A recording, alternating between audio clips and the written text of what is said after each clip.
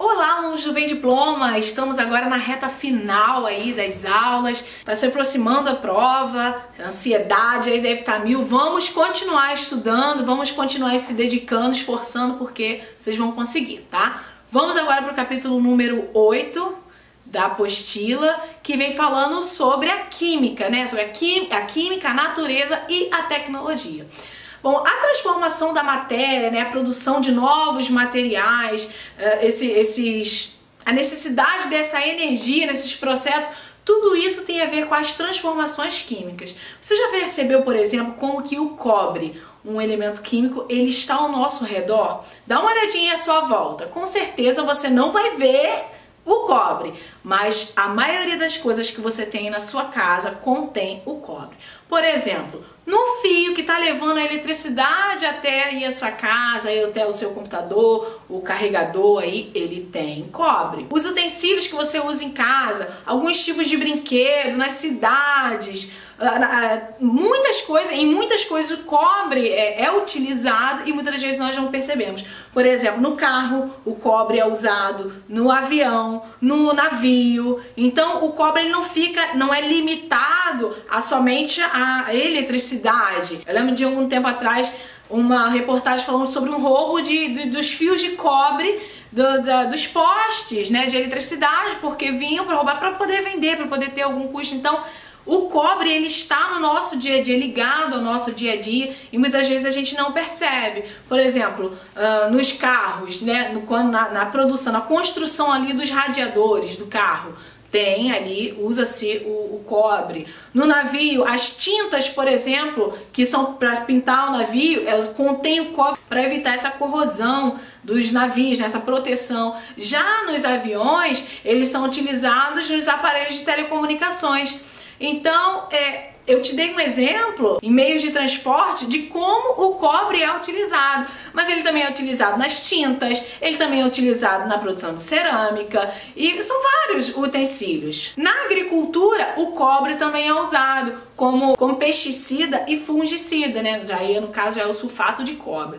Então, encontramos o cobre no nosso dia a dia, nos remédios, por exemplo, numa baixa concentração você encontra o óxido de cobre. Então, o cobre ele é um elemento químico que está no nosso dia a dia constantemente. Mas o cobre do fio, ele é o mesmo cobre que é usado nas ligas metálicas? Sim, o elemento cobre que está no fio, ele é o mesmo que está na liga metálica. Mas e o que está no remédio? É o mesmo cobre? Vamos estudar aí um pouquinho mais à frente, tá? Sabemos que o cobre, ele é utilizado no fio como o cobre metálico, né? Que ele deve ser o cobre, digamos assim, o cobre puro. Ele tem que ser 99,9% de cobre. Então ele é sem mistura. Os historiadores relatam que os homens, né, primitivos, lá há muito tempo atrás, para eles utilizarem esses utensílios de casa, de armas, nessa fabricação de armas, por exemplo, eles utilizavam cobre. Mas como eles utilizavam para dar a forma, né, a forma que eles queriam? Eles não extraíam o cobre da natureza e já tinha a forma ali de um machado, por exemplo. E eles não encontravam na natureza ali um machado já pronto. Então o que eles pegavam? Eles pegavam aquela peça, o cobre que eles achavam, e iam através de golpes, né? Iam batendo até forjar o que eles queriam. Isso chama-se forjamento. Mais tarde, anos depois, descobriu que mais tarde, ao aquecer o cobre, perceberam que eles podiam mudar a forma do cobre com mais facilidade. Ou seja, o metal sofreu uma transformação. Então houve essa transformação. Ele passou do estado sólido para o estado líquido, mas ele continua sendo o mesmo cobre, ele não mudou. Então o cobre, ele é o mesmo, ele só passou do estado sólido para o estado líquido, mas o cobre ele continua sendo o mesmo. O que mudou foi o estado físico dele. E essa transformação é chamada de fusão. Então esses foram os primeiros passos para a fundição. Hoje sabemos que a temperatura da fusão, na realidade o chamado ponto de fusão, ele é uma propriedade característica das substâncias, né? Então no caso, cada uma substância vai ter um ponto de fusão. E é por isso que a gente pode, então, diferenciar uma substância da outra. Bom, o homem ele já conhecia, né, o forjamento, como eu falei, né, que é sobre aqueles golpes, e aí ele conheceu também a fundição, que é aquecer, né, o cobre. Então, e na procura por obter mais materiais duros do que o cobre, então o homem pensou, poxa, o cobre, tá, eu aqueci, eu posso fazer, mas eu posso dar uma melhorada, eu posso dar uma incrementada. Foi quando o homem, então, alguém foi e colocou um outro metal nessa mistura aí com o cobre e colocou o estano, que deu uma liga mais dura, mais resistente, mais durável, que hoje nós temos, que é o bronze que nós temos hoje. Então, a química, como eu disse, né, para você ser um cientista, basta você ter uma curiosidade e querer entender daquela curiosidade. E então alguém, o cobre é muito bom, mas eu acho que eu posso melhorar. E aí foi quando alguém foi, olha, então eu vou colocar um outro metal com ele e ver o que vai dar. E nisso criou-se o bronze. Observe essa tabela aqui. E aí vem mostrando o cobre com algum outro metal, como por exemplo o estano, mas deu um exemplo aí de tantos por cento, embaixo tem uma outra porcentagem, vem mostrando para que ele era usado. Então, conforme a necessidade do cobre ou daquele material, foi se acrescentando ou tirando, botando um pouco mais ou um pouco menos, para ter o que eles precisavam ali naquele momento. E isso nada mais é do que uma química. Eles usaram a química para fazer isso. E aí você pode estar se perguntando, mas o cobre ele está só em material, ele está só em algo que nós podemos tocar ou ver? Não. Em alguns alimentos também contém o cobre. Por exemplo, o espinafre e os alimentos de origem marinha. Alguns estudos até correlacionam, né, fazem uma relação entre a insuficiência de cobre com alguns problemas de infertilidade ou de anemia. Mas é mais uma relação, mas não tem um estudo ainda aprofundado sobre isso. Mas e como são representadas essas substâncias na linguagem científica? Atualmente representamos os elementos químicos pela primeira letra do nome dele em latim e tem que ser uma letra maiúscula. Por exemplo, o hidrogênio, ele tem que ser um H maiúsculo. Eu não posso vir e colocar esse H, não posso. Então, esse não é representado por esse. Mas e se algum elemento for igual? Por exemplo, o flúor começa com a letra F e o ferro também. Como eu vou saber se o elemento é flúor ou se é ferro? Então, o F na tabela periódica, ele representa o flúor. E o F representa o ferro. Mas, professora, não tinha que ser letra maiúscula? Sim, a primeira letra tem que ser maiúscula. A segunda letra tem que ser minúscula e menor. Ela já não é mais letra de forma, ela já é uma letra mais cursiva. Então eu trouxe esse exemplo aqui do flúor e do ferro para vocês entenderem que o F não basta só colocar o F. O F ele é flúor, ele é para um determinado elemento. E o Fe ele representa o ferro. Então, quando há essas duas letrinhas é porque já tem algum outro elemento só com a letra, no caso aqui, por exemplo, letra F. Dá uma olhadinha nessa tabela.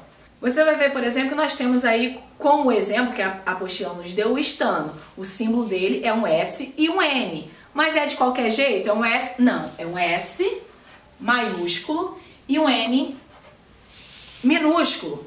Temos aí também o cobre. E aí você pergunta, o cobre, ele é C maiúsculo e uma letrinha U. Mas, professora, não teria que ser o O? Não, lembrando que é nome em latim, não o nome em português. As que têm apenas um átomo são representadas pelo símbolo do elemento químico acrescido do número de átomos para formar aquela partícula. Meio complicadinho? Preste atenção nesta bula de remédio aqui. Eu peguei aqui, vamos lá. Você tem aí a vitamina, você tem retinol, que é a vitamina A, você tem vitamina E, ácido ascórbico, ácido fólico, zinco, e o símbolo dele, que é um Z e o N, e um O, uma letrinha O aí do lado. Temos o cálcio, né? Vem mostrando aí. Temos o magnésio, temos o cobre e temos o ferro. O Observou nessa bula, você vê que tem vários componentes, várias coisas, né, nesse remédio. Vamos pegar como exemplo o magnésio, que é o M e o G. Lembrando, se tem Mg, porque já tem algum outro elemento químico que usa só a letra M. Nós temos aqui o magnésio. Só que na bula vem me dizendo que eu tenho Mg, que é o magnésio, e tem a letrinha O aí do lado. Esse O ele representa o quê? O oxigênio. Então, nesse composto, nessa informação, já me diz que o magnésio ele não está sozinho. Ele me diz que tem um outro elemento químico presente nessa fórmula. Então, essa substância aqui, ela é composta de um átomo de magnésio e um átomo de oxigênio. Você vai reparar que no zinco tá a mesma coisa. Então, aquela fórmula ela é composta por um átomo de zinco e um átomo de oxigênio.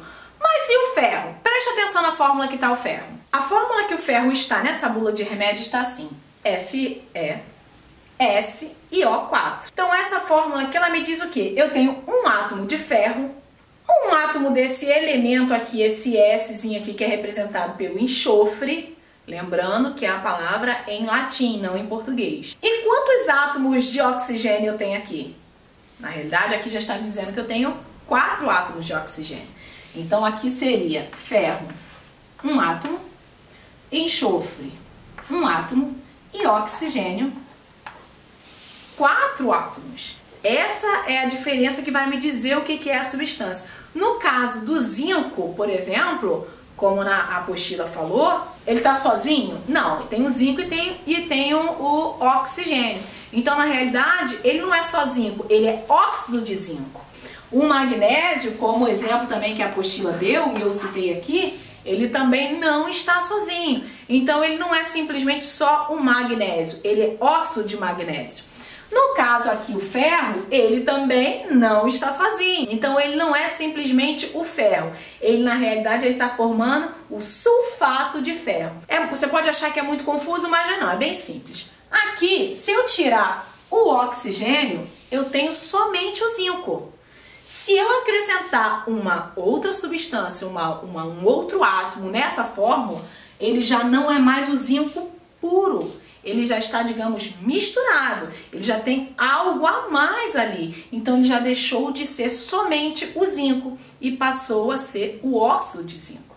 Da mesma forma, o magnésio. Ele não é mais só o magnésio. Agora, ele passou a ser o óxido de magnésio. E, da mesma forma, o ferro.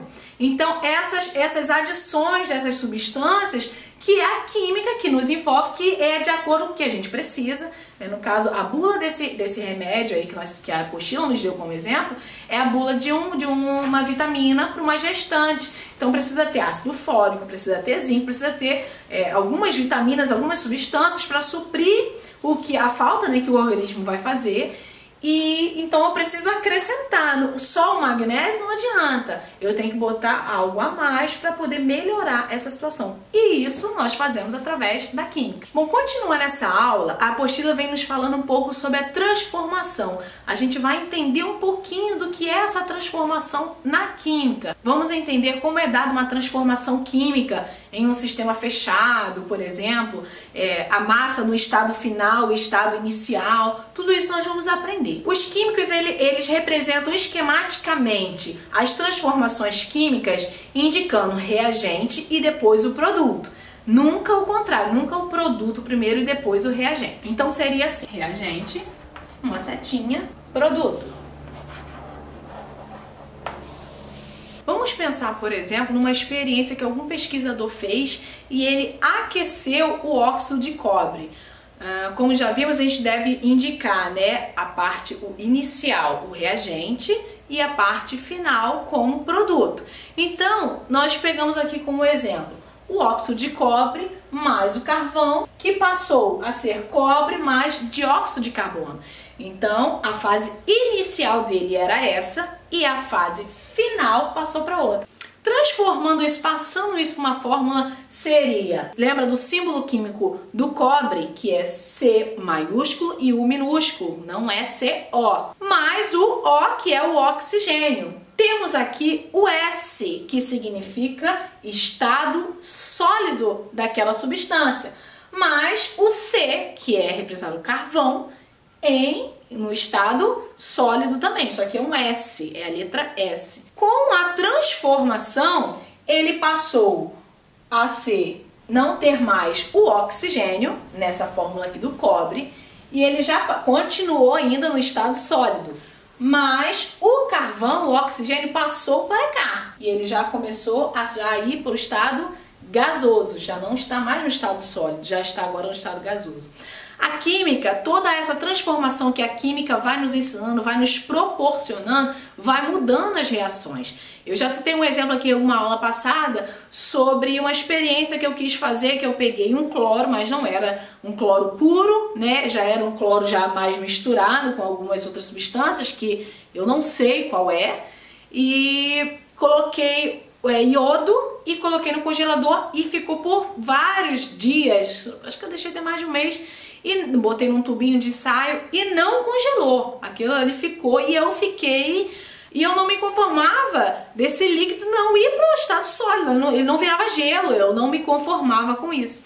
Então essas transformações, essas curiosidades é que vai levando que hoje nós temos medicamentos. Se você for numa farmácia, por exemplo, de manipulação, que nós conhecemos bem, o químico que está fazendo, né, o técnico que está fazendo aquele remédio, aquela dosagem, ele não pode aquecer tal produto, tal substância, é só até uma determinada temperatura. Ele não pode aumentar, ele não pode diminuir, ele não pode colocar um pouquinho a mais ou um pouquinho a menos. Não pode. Tem que ser tudo exatamente, porque um pouquinho de oxigênio a mais já não me dá o óxido de cobre. Ele já vai me dar uma outra substância. Então a química, ela me proporciona isso, toda essa diversidade, essa curiosidade que a gente tem de transformar, de pegar algo que tá, um reagente, pegar algo no estado inicial e transformar para virar o produto que eu quero, algo que eu desejo, que eu preciso naquele momento. Então, essa fórmula grande aqui, por exemplo, que está aqui no quadro, deixa eu chegar um pouquinho mais para cá para você acompanhar bem, nada mais é do que isso daqui, só que transformado em símbolos químicos, para a gente não ter que escrever todas as vezes o nome da substância, o nome todo. Usa-se somente esses símbolos, essas referências, quando tem, lembrando, né, como do ferro, quando tem aquele númerozinho lá embaixo, significa a quantidade de átomos que tem naquela determinada fórmula. E é preciso ter essa quantidade de átomos, porque se tiver, mas eu não posso colocar um a menos, não pode ser um pouquinho a menos, não pode ser um pouquinho a mais. Não, tem que ser exatamente aquela quantidade para transformar o ferro, para transformar o zinco em óxido de zinco. Eu não posso simplesmente colocar a quantidade que eu quero. Não é um bolo que a gente coloca um pouquinho a mais de farinha. Tem que ser a quantidade exata para me dar a exatidão daquilo que eu quero. Então, respondendo aquela pergunta que eu fiz lá no começo, aquele cobre que a gente usa lá nos fios é o mesmo que está ali nos remédios? Não. O cobre que está lá no fio, por exemplo, ele é um cobre puro, ele não está mexido, ele é 99,9% cobre, né? E o cobre que é utilizado em medicamento, ele já entrou uma outra substância. Então ele já não é só o cobre, né? Como eu transformou ali já para o óxido de cobre. Assim como o zinco, né? O zinco puro já transformou em óxido de zinco. Então é adicionado um outro elemento. Então não é o mesmo cobre que é utilizado lá, que é o mesmo que você consome aí no seu medicamento. Vamos agora então para o desenvolvendo competências. Número 4, que está na apostila, diz assim: veja a bula de um remédio receitado para gestantes apresentado como polivitamínico e poliminerais. Veja essa tabela. Lendo a bula deste remédio, encontramos que um dos componentes é o cobre. E podemos afirmar que, letra A, o cobre é uma substância simples que está misturada com outros componentes. Letra B, o cobre está misturado com outros compostos formando uma liga metálica. Letra C, o cobre faz parte de um composto químico que contém cobre e oxigênio. Ou letra D, o cobre é um elemento químico que está misturado com carbono e oxigênio. Como você está vendo aí, como eu já expliquei nessa aula, o cobre, ele em medicamentos, ele não é usado puro, como em materiais já para ligas metálicas, para o fio elétrico, né? Não é usado puro. Então ele tem um outro composto, um outro componente. Na realidade, a alternativa certa é a alternativa C. O cobre faz parte de um composto químico que contém cobre e oxigênio.